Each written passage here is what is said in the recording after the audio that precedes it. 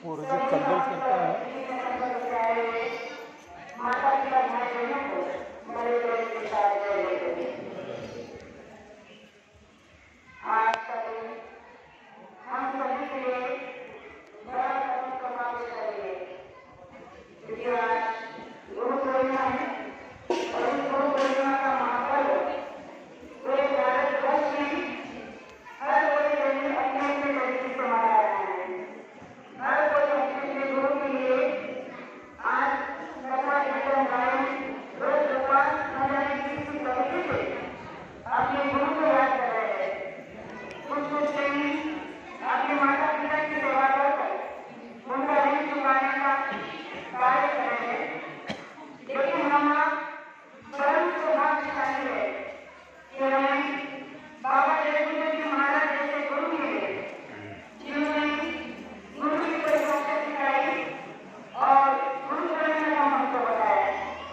आप कहोगे ऐसा ही गुरु पूर्णिमा का क्या महत्व है? मैं आपको बताना चाहती हूँ कि गुरु पूर्णिमा क्यों मनाई जाती है। तो गुरु महाराज ने कहा कि जब भगवान के पास ले जाता है, भगवान को प्राप्त करने का जो मार्ग बताता है उसे गुरु कहते हैं। और इसमें संसार में सबसे ऊंचा स्थान, सबसे बड़ा स्थान और सबसे महत्वपूर्ण कोई है तो गुरु। इसीलिए 33 कोटि देवी देवता से जुड़े आज हम गुरु को पूछते हैं, गुरु की वंदना, गुरु की पूजा करते हैं, क्योंकि गुरु हमें वो दिशा और मार्ग बताते हैं जो संसार में कभी कोई नहीं बता सकता। गुरु महाराज कहते हैं कि जिस तरह से एक बंद कमरे में सूरज की रोशनी नहीं आ सकती, लेकिन उसी अंधेरे कमरे में एक छोटा सा दिया रखो तो सारा कमरा जो प्रकाशित हो जाएगा और रोशनी से भर जाएगा। वैसे ही इस मनुष्य के जीवन में जो अंधकार में भर रखा है, जिसके कोई जलने की उम्मीद नहीं थी, लेकिन गुरु महाराज ने उस अंधकार में जीवन में अपना दिव्य रूप बताकर जो रास्ता हमें दिया है वो एक दिए का, एक प्रकाश का काम कर रहा है और हमें उस अंधेरी कोठरी से, उस अंधेरी जो अंधेरा कमरे से रोशनी को ले जा रहा है। तो आज भगवान से प्राप्ति करने का मार्ग यहाँ पर बैठे सभी सत्संगी प्रेमी माता पिता भाई बहनों को पता है। हम आप लोग कितने सौभाग्यशाली हैं जो गुरु महाराज ने हमें इसी परमात्मा का दर्शन करने का रास्ता इसी मनुष्य होने में दिया। आप कहोगे ऐसे कौन सा रास्ता है जिससे भगवान से प्राप्ति हो सकती है? तो गुरु महाराज ने नाम का दान दिया और कहा कि बाहर की आंखों से क्या देख रहे हो, अंदर की जीवात्मा को एकांत और एकांत है। अगर उसे तुम देखने की कोशिश करोगे, साधना करोगे, तो तुम्हें जीवात्मा का साक्षात्कार हो जाएगा, परम परमात्मा का दर्शन हो जाएगा।